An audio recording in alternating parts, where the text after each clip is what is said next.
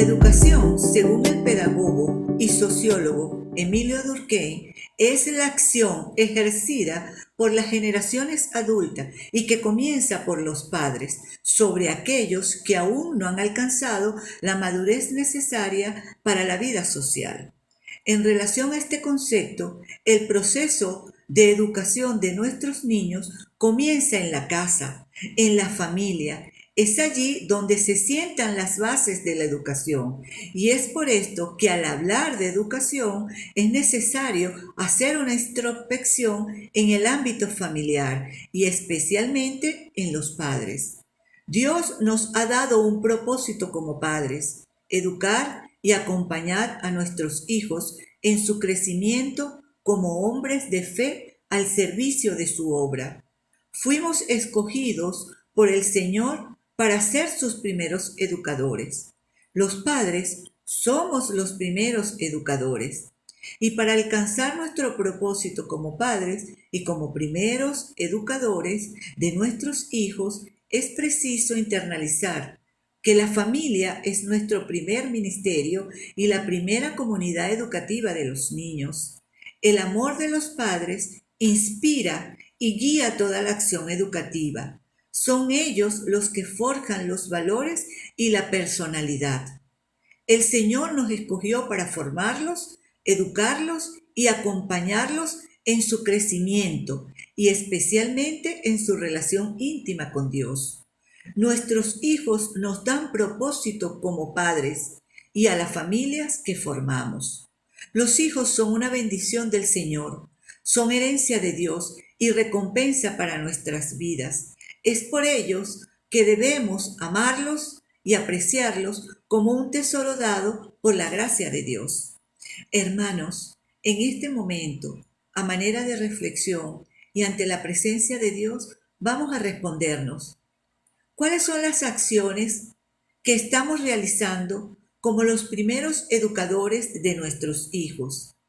¿Estamos valorando a nuestra familia como el primer ministerio regalado por Dios? Como padre, ¿qué testimonios estamos brindando que acompañe y fortalezca la tarea educativa? Ahora, ¿cómo ser padres espiritual y emocionalmente disponible para educar a nuestros hijos? Para estar disponible para nuestros hijos es necesario reconocer si aún tenemos heridas parentales, validar la intensidad de esas heridas emocionales y gestionarla ante nuestro Señor Jesucristo, como Él nos enseñó en el monte de Getsemaní, según aparece o de acuerdo a lo que aparece en Mateo 26:39. Jesús oró ante el Padre y le dijo: Señor, que no sea como yo quiero, sino que sea según tu voluntad. Reconocer nuestras heridas y las emociones que las causaron se puede lograr poniéndole nombre a los que sentimos, sin sobreespiritualizarlo, pensando que como somos cristianos no nos podemos permitir sentir eso que estamos sintiendo y que causa dolor internamente. Por eso, en ocasiones, las negamos, y esto puede traer como consecuencia enfermedades emocionales y físicas. Para sanarlas, lo primero que debemos hacer es reconocer que hay una herida. Es un proceso doloroso, pero necesario. Asimismo, validarlas y gestionarlas para que de forma genuina podamos perdonar y aceptar los padres, la familia que por gracia Dios nos dio, e ir transitando hacia una verdadera madurez emocional y espiritual. Los padres cristianos emocionalmente disponibles para sus hijos debemos estar conscientes de las necesidades básicas para que los hijos puedan alcanzar su pleno desarrollo. Primero, enseñarles a amar a Dios por sobre todas las cosas. Hacerles sentir que son un regalo de Dios, no son un accidente ni un error, más allá de las circunstancias de su nacimiento. Cuidarlos y protegerlos en todas las dimensiones de su vida: emocional, espiritual, física, sexual y social. Hacerles sentir que son valiosos por quienes son nuestros hijos, y no por lo que hacen. Son valiosos sencillamente porque ellos son nuestros hijos. Es necesario ponerle límites, hacerles saber con autoridad que no siempre lo que hace está bien, y sobre todo dedicarle tiempo de calidad, pasar tiempo con ellos, pero que ellos sientan que es un tiempo que está dedicado a ellos. Como padres, es necesario tener conocimiento de los diferentes aspectos que pueden influir en el comportamiento de los niños, así como también lo que necesita un niño en su proceso de formación y que ayudará para hacer de ellos hombres y mujeres de bien, útiles en la obra del Señor. Aquí consideremos lo expresado por Salomón en el Proverbio 22:6. Instruye al niño en su camino y aun cuando fuere viejo no se apartará de él. Ahora, es importante preguntarnos qué determina la conducta de un niño. Hay elementos que determinan la conducta de los niños. Entre esos aspectos se destacan los elementos biológicos, familiares y sociales. La constitución biológica, es decir, sus características innatas, el temperamento con la interacción social de su entorno familiar, da lugar al carácter y juntos forman la personalidad. También el impacto generacional, la herencia histórica de los que le precedieron, es decir, la cultura que se construye en la familia, la cultura familiar, las experiencias vividas y las interpretaciones que se hacen de ellas. Estas interpretaciones darán lugar al mapa de creencia con el que transitaremos por la vida. Todos estos elementos se manifiestan en el ambiente familiar y están determinados por la forma y el estilo que los padres o los responsables de los niños asumen en la formación. Ahora bien, ¿qué tipo de padre estamos siendo? Sería bueno preguntarnos, ¿qué tipo de padre soy? Los diferentes tipos de padre conllevan diferencias en las acciones y es desde esta perspectiva que se generan los diferentes tipos de padre, dentro de los cuales se destacan los padres autoritarios. Los padres autoritarios tienen valores bajos en cuanto al afecto, pero altos en cuanto al control. Son exigentes y prestan poca atención a las necesidades afectivas de sus hijos. Las relaciones que establecen con sus hijos están centradas sencillamente en el dar órdenes. Los padres autoritarios suelen resaltar y critican las debilidades de sus hijos. Generalmente, los hijos de padres autoritarios muestran cambios de humor, son depresivos y ansiosos, son agresivos en sus relaciones con los otros niños y con frecuencia presentan problemas conductuales. Los padres autoritarios establecen una férrea disciplina y esto no produce niños sanos ni felices. Luego tenemos a los padres permisivos. Son los padres que tienen valores altos en cuanto al afecto y bajo en cuanto al control o la disciplina. Son pocos exigentes, ponen pocos límites a las conductas de sus hijos, lo que hace que estos niños sean impulsivos e inmaduros y descontrolados. Es lo que nosotros conocemos como los niños malcriados. Los padres permisivos evitan usar el control, se muestran muy tolerantes y tienden a aceptar y justificar las conductas impulsivas de sus hijos. Las distintas formas de actuaciones de este tipo de padre se dan porque ellos quieren que sus hijos tengan todos sus deseos satisfechos, justificándolo con que ellos no los tuvieron. Los padres permisivos generalmente sienten miedo de enfrentar a sus hijos porque temen no ser queridos y apreciados por ellos. Este tipo de actitudes en los padres trae como consecuencia que sus hijos carezcan de los límites necesarios para relacionarse con los otros y con el mundo, lo que da lugar a conductas disruptivas que les traerá graves consecuencias en sus vidas.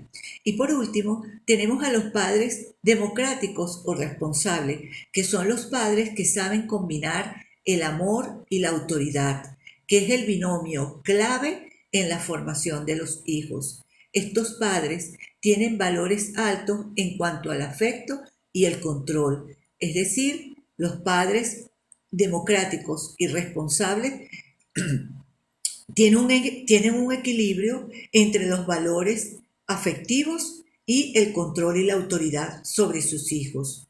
Cuidan de sus hijos y saben poner límites claros y mantienen un ambiente predecible y consistente. Son padres exigentes que atienden las necesidades de sus hijos y promueven la comunicación familiar, respetan los derechos de ellos y de sus niños. Estos padres explican las normas y reglas a sus hijos y en la medida de sus posibilidades le dan participación en la construcción de ellas. Este estilo de padre favorece la autonomía, ya que emplean una comunicación efectiva y asertiva. Son los padres que tienen los efectos más positivos en el desarrollo social del niño. Los hijos de estos padres tienden a ser curiosos, muestran seguridad en sí mismos y son los que tienen un mejor desempeño escolar. Ahora, ¿cómo podemos fortalecer la autoestima de los niños?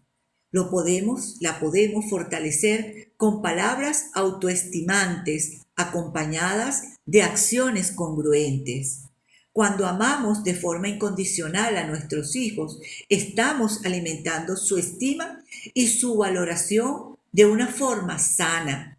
El auténtico amor permite que el otro crezca. La forma en que los niños se etiquetan a sí mismos depende de cómo los adultos que están a su alrededor los perciben y le expresan esa percepción. El desarrollo de la autoestima está estrechamente relacionada con la consideración, con la valoración y la crítica que reciben los niños por parte de los adultos. Es importante ayudar a los hijos con palabras y acciones que fortalezcan su estima. Las palabras que les decimos a nuestros hijos deben estar acompañadas por acciones que sean congruentes con ellas.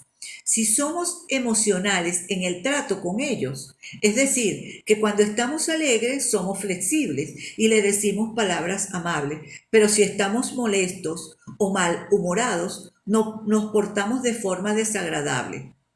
Este trato inconsistente genera en los niños inseguridades, de manera que podemos fortalecer su autoestima utilizando palabras y frases que los impulsen a actuar con seguridad en sí mismo. Tales palabras como: tú puedes hacerlo, puedes contar conmigo y si necesitas algo, pídemelo.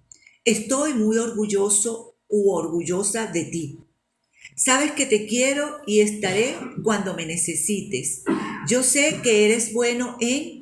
Los niños siempre son buenos en algún área, porque Dios nos da talento a todos. A todos. Es bueno que nosotros resaltemos esa cualidad o ese talento en lo que nuestros hijos son buenos. Podemos decirle palabras como: cada día haces mejor las cosas. Esfuérzate y sé valiente. Dios está contigo. Sé humilde, eso agrada a Dios. Inténtalo de nuevo. Tú puedes. Me gusta que me preguntes lo que no entiendes. Estos son los ejemplos de algunas palabras autoestimantes que nosotros podemos decirle a nuestros niños para reforzar su estima. Ahora, ¿cómo es el paso de los niños a adolescentes? Para educar y acompañar a nuestros niños en su crecimiento es necesario considerar todas sus necesidades, las físicas, las emocionales y las espirituales. La adolescencia es la etapa de los cambios biológicos, donde aparece la explosión de las hormonas y también de los cambios físicos notables, tanto en las niñas como en los niños. Es el paso del niño del pensamiento concreto. Él entiende y aprende por lo que ve. Y de la heteronomía. La heteronomía quiere decir que los niños responden a las órdenes que le dan los adultos. Ellos las obedecen y desde allí ellos actúan. De niño a adolescente, ellos van al pensamiento abstracto. Es el pensamiento donde ellos comienzan a razonar y a reflexionar. Tienen un pensamiento más filosófico. Comienzan a preguntarse como, por ejemplo, ¿quién soy yo? ¿Por qué estoy aquí? ¿Qué hago yo? ¿Qué voy a hacer yo cuando esté grande? ¿Ok? Y asimismo van hacia la autonomía. Toman decisiones y quieren ser independientes. La adolescencia es un periodo que va de los 12 a los 18 años, en el que los chicos van a madurar y a convertirse en los individuos que serán en el futuro. Ahora, ¿qué conductas caracterizan la etapa de la adolescencia? Muchos niños dan muestra de que ya han entrado en la adolescencia al hacer cambios drásticos en la forma de relacionarse con sus padres. Empiezan a separarse de mamá y de papá y a ser más independientes. Dan mayor importancia al modo en que los ven los demás, especialmente los demás chicos de su edad, e intentan desesperadamente encajar en los grupos y ser aceptado. Sus amigos se vuelven mucho más importantes en comparación con sus padres y a la hora de tomar decisiones le dan más importancia a lo que les dicen sus amigos. Empiezan a probar cómo se sienten en diferentes tipos de apariencias, estilos e identidad y adquieren mayor conciencia en que difieren de los demás chicos de su edad y esto puede generar momentos de tensión y de conflicto con los padres. Estas son unas de las conductas más estereotipadas en los adolescentes, aunque esto puede darse en algunos casos y en otros no, pero efectivamente es una etapa de altibajos emocionales. Esta conducta no es representativa de la mayoría de los adolescentes, sobre todo si han tenido un acompañamiento emocional en la infancia. Los adolescentes, en la medida que van madurando, ellos empiezan a pensar de un modo más abstracto y racional, formando sus propios códigos éticos y su propia escala de valores. Ahora vamos a considerar algunos aspectos importantes para educar a un hijo durante la adolescencia. Es importante que como padres nos eduquemos, leamos libros sobre la adolescencia y nos preparemos para los altibajos emocionales de un niño que va hacia la adolescencia. Cuanto más conocimientos tengamos sobre la adolescencia, mejor se podrán preparar. Hablen con sus hijos de forma clara y sencilla sobre los cambios que experimentarán. Quizás esta sea una de las tareas más difíciles de enfrentar emocionalmente como padres, porque aceptar que nuestros niños ya no lo son tanto afecta. Pero es necesario que como padres nos fortalezcamos y seamos valientes. Háblele y mantenga abiertos los canales de comunicación durante toda la adolescencia. Sea empático con su hijo. Comparta los recuerdos de su propia adolescencia, porque eso a él le emocionará. Saber que mamá y papá también han pasado por esto le dará un poco de tranquilidad y de empatía.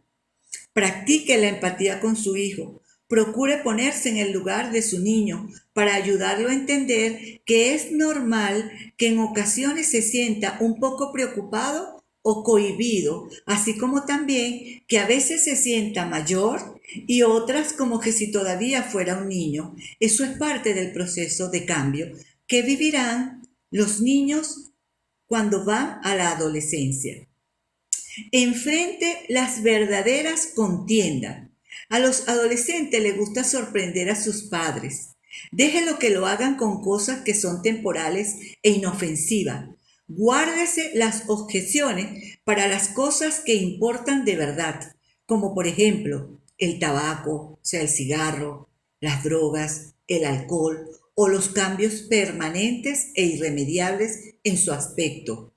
Hágale ver que es él quien vivirá las consecuencias de sus acciones, tanto físicas, morales y espirituales. Compartan estudios bíblicos con sus niños y con sus adolescentes. Fíjense expectativas realistas.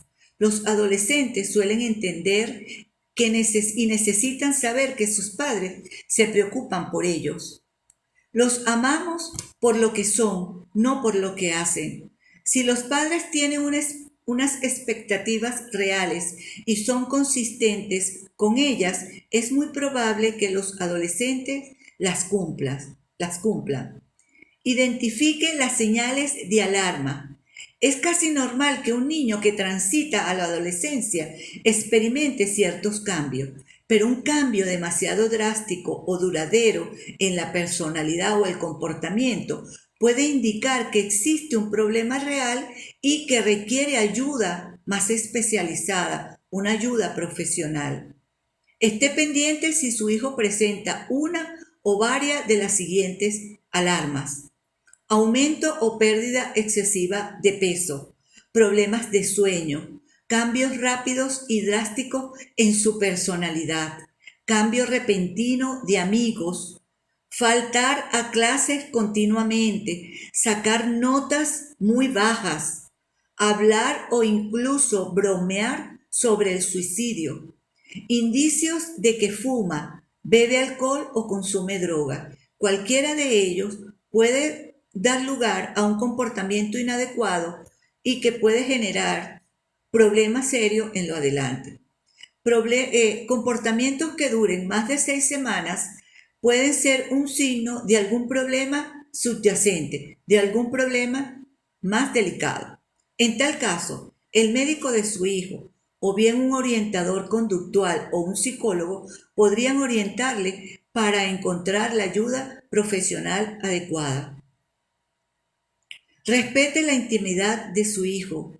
Si usted detecta señales de alarma de que su hijo podría tener problemas, entonces no tendrá más remedio que invadir su intimidad hasta llegar al fondo del problema. Pero, en caso contrario, respete su espacio. Está claro que por estrictos motivos de seguridad, usted siempre debe saber dónde está su hijo, qué está haciendo, con quién está. Deje que su hijo sepa que usted confía en él. Pero si se rompe la confianza, su hijo deberá disfrutar menos libertades hasta que recupere su confianza. Supervise lo que ve y lo que lee su hijo. No tema fijarle límites. Negocie con él la cantidad de tiempo que puede pasar delante del televisor o de la computadora. Los adolescentes no deben tener acceso ilimitado a la televisión o al internet. El acceso a la tecnología también se debe restringir. Normatice y déle participación en la construcción de la norma sobre el uso del teléfono móvil y la computadora, para que aprenda a asumir responsabilidad sobre sus acciones y el control que debe ejercer sobre ellas. Establezca normas apropiadas. A medida que su hijo avance por los años de la adolescencia, usted notará que disminuyen los altibajos emocionales propios de esta etapa y al final se convertirá en un joven independiente, responsable y comunicativo. Hágale sentir que estamos juntos pasando por esto y que también lo superaremos juntos. Podríamos cerrar considerando 4 momentos para educar a nuestros hijos: revisión, reflexión, oración y acción. La buena noticia es que Jesús es nuestra esperanza viva. Dios nos está hablando y nos está pidiendo que nos paremos y reflexionemos cómo estamos actuando con nuestros hijos, cómo los estamos educando y si estamos conscientes de nuestro rol de padre y como primeros educadores de nuestros hijos. Vamos a plantearnos nuevos propósitos para enfrentar estos nuevos tiempos. Escucha y dialoga más con tus hijos, llega a acuerdo con ellos, ten más tiempo de calidad con ellos, ten exigencias reales con respecto a su edad. Come y comparte en familia más a menudo. Prométele lo que realmente vas a cumplir. Cultiva la paciencia. Grita menos a tus hijos. Fomenta la lectura en tus hijos y controla el tiempo de pantalla, el tiempo de TV, de celular y de computadora. Dios sabiduría sobre todos los padres de los niños de nuestro ministerio. Dios los bendiga. Alabado sea el nombre de